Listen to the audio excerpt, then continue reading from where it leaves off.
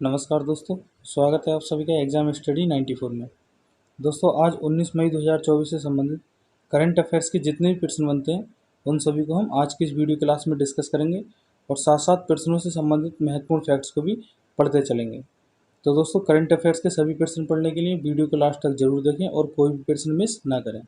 और यदि आपने हमारे यूट्यूब चैनल एग्जाम स्टडी 94 को अभी तक सब्सक्राइब नहीं किया है तो चैनल को सब्सक्राइब जरूर करें, जिससे प्रतिदिन सुबह 5 बजे करंट अफेयर्स की वीडियो का नोटिफिकेशन आपको मिल जाए।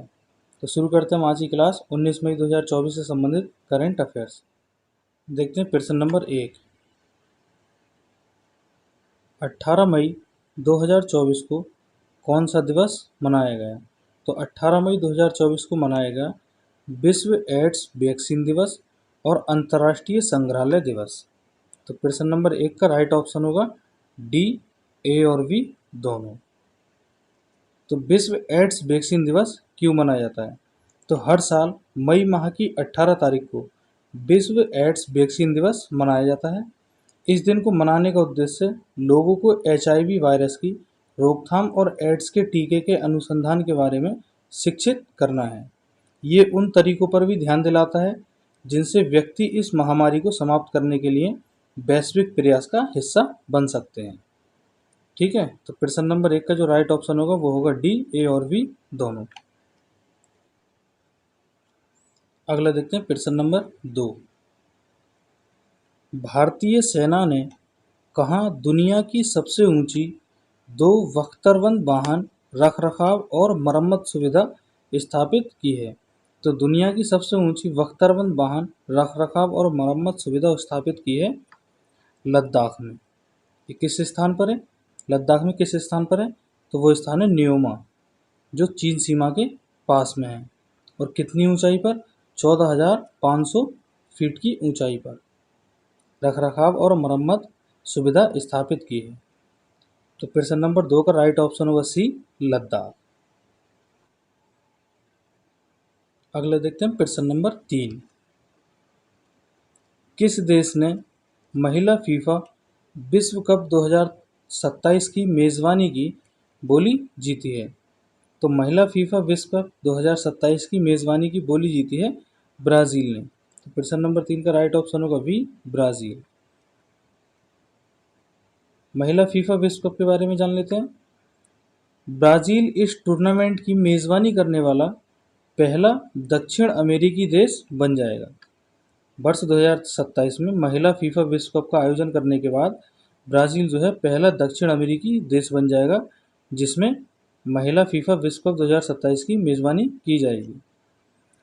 अगला पॉइंट देखते हैं। फीफा मूल्यांकन में ब्राज़ील को 5 में से 4 अंक मिले और 119 वोटों के साथ ब्राज़ील ने महिला फीफा विश्व कप 2027 की मेजबानी के साथ जीत हासिल की। अगला देखते हैं प्रश्न नंबर 4। कौन सा देश अपने सभी ग्लेशियर खोने वाला दुनिया का पहला देश बन गया है? तो वह कौन सा देश है जिसने अपने सभी ग्लेशियर खो दिए, यानी ग्लोबल वार्मिंग की वजह से उस देश के सभी ग्लेशियर पिघल गए हैं? तो वो देश है वेनेजुएला। तो प्रश्न नंबर 4 का राइट ऑप्शन होगा सी, वेनेजुएला। तो वेनेजुएला के बारे में जान लेते हैं। 1910 ईस्वी में वेनेजुएला में 6 ग्लेशियर थे जो 1000 वर्ग फीट क्षेत्रफल में फैले थे। ये ग्लेशियर आज बर्फ के अवशेष मात्र रह गए हैं। अगले पॉइंट में देखते हैं। वेनेजुएला में 6 में से 5 ग्लेशियर 2011 तक समाप्त हो गए और वेनेजुएला में ग्लेशियर कवरेज में 1953 से 2019 तक 98% की भारी गिरावट दर्ज की गई है। तो प्रश्न नंबर 4 का राइट ऑप्शन होगा सी, वेनेजुएला। अगला देखते हैं प्रश्न नंबर 5। हाल ही में इंडो बांग्ला बाउल संगीत समारोह का उद्घाटन कहाँ किया गया? तो इंडो बांग्ला बाउल संगीत समारोह का उद्घाटन किया गया बांग्लादेश की राजधानी ढाका में। प्रश्न नंबर 5 का राइट ऑप्शन होगा सी, ढाका। अगला देखते हैं प्रश्न नंबर 6।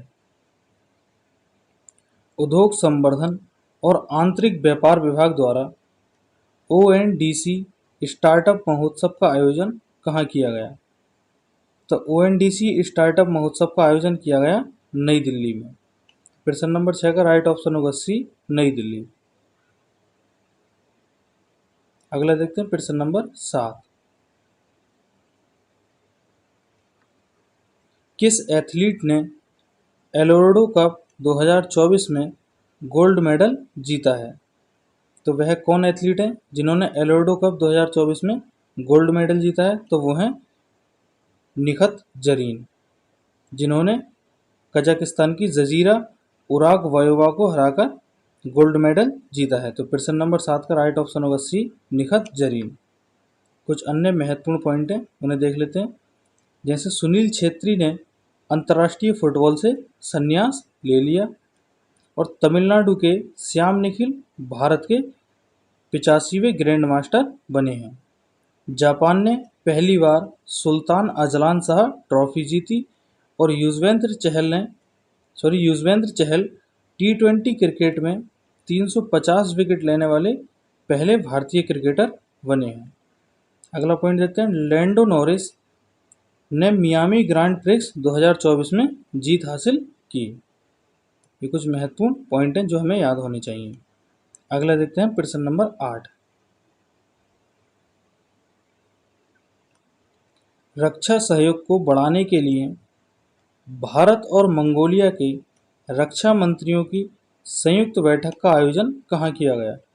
तो भारत और मंगोलिया के रक्षा मंत्रियों की संयुक्त बैठक का आयोजन किया गया मंगोलिया की राजधानी उलानबटोर में।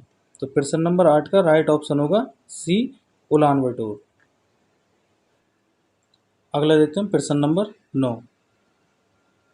इस्पात मंत्रालय ने इस्पात क्षेत्र में स्थिरता स्थापित करने के लिए एक राष्ट्रीय कार्यशाला का आयोजन कहाँ किया? तो इस्पात क्षेत्र में स्थिरता स्थापित करने पर एक राष्ट्रीय कार्यशाला का आयोजन किया नई दिल्ली में। प्रश्न नंबर 9 का राइट ऑप्शन होगा सी, नई दिल्ली। अगला देखते हैं प्रश्न नंबर 10। हाल ही में किसे विप्रो का COO नियुक्त किया गया है? तो विप्रो कंपनी का COO नियुक्त किया गया है संजीव जैन को। यह है संजीव जैन जिन्हें विप्रो का COO नियुक्त किया गया है। तो प्रश्न नंबर 10 का राइट ऑप्शन होगा बी, संजीव जैन। इन्हीं के साथ कुछ अन्य महत्वपूर्ण नियुक्तियां हैं जो हाल फिलहाल में भी प्रमुख पदों पर नियुक्त किए गए हैं, उन्हें पढ़ लेते हैं। जैसे इदाशिशा नोंगरांग मेघालय की पहली महिला DGP नियुक्त की गई, और दिलीप संघानी को इफ्को का अध्यक्ष नियुक्त किया गया।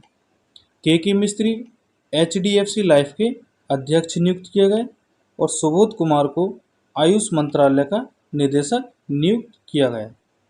नईमा खातून अलीगढ़ मोहम्मदन यूनिवर्सिटी यानी कि AMU की पहली महिला कुलपति नियुक्त की गई, और AYV कृष्णा N वेणुगोपाल को CBI में अतिरिक्त निदेशक नियुक्त किया गया। कपिल सिब्बल को सुप्रीम कोर्ट बार एसोसिएशन का अध्यक्ष चुना गया, और सुजय रैना को वीज़ा ने भारत में कंट्री मैनेजर के रूप में नियुक्त किया। अगला पॉइंट देखते हैं। प्रतिमा सिंह को DPIIT में निदेशक नियुक्त किया गया। अगला देखते हैं प्रश्न नंबर 11। किस मंत्रालय के द्वारा नई दिल्ली के विज्ञान भवन में स्वच्छता पखवाड़ा की शुरुआत की गई? तो नई दिल्ली के विज्ञान भवन में स्वच्छता पखवाड़ा की शुरुआत की गई वित्त मंत्रालय के द्वारा। प्रश्न नंबर 11 का राइट ऑप्शन होगा सी, वित्त मंत्रालय। अगला देखते हैं प्रश्न नंबर 12। अमेरिकी अंतरिक्ष एजेंसी नासा ने किसे अपना पहला आर्टिफिशियल इंटेलिजेंस अधिकारी AI अधिकारी नियुक्त किया है? तो नासा ने अपना पहला आर्टिफिशियल इंटेलिजेंस अधिकारी नियुक्त किया है डेविड साल्वागनी को। तो यह है डेविड साल्वागनी जिन्हें नासा ने अपना पहला आर्टिफिशियल इंटेलिजेंस अधिकारी नियुक्त किया है। तो प्रश्न नंबर 12 का राइट ऑप्शन होगा सी, डेविड साल्वागनी। अगला देखते हैं प्रश्न नंबर 13। फोर्ब्स के अनुसार कौन दुनिया के सर्वाधिक कमाई करने वाले एथलीट बने हैं? तो दुनिया के सर्वाधिक कमाई करने वाले एथलीट बने हैं रोनाल्डो। प्रश्न नंबर 13 का राइट ऑप्शन होगा वी, रोनाल्डो। देखते हैं जो पहले स्थान पर रोनाल्डो जो 260 मिलियन डॉलर के साथ पहले स्थान पर है। दूसरे स्थान पर गोल्फर जॉन रेहम है जिनकी जो 218 मिलियन डॉलर के साथ।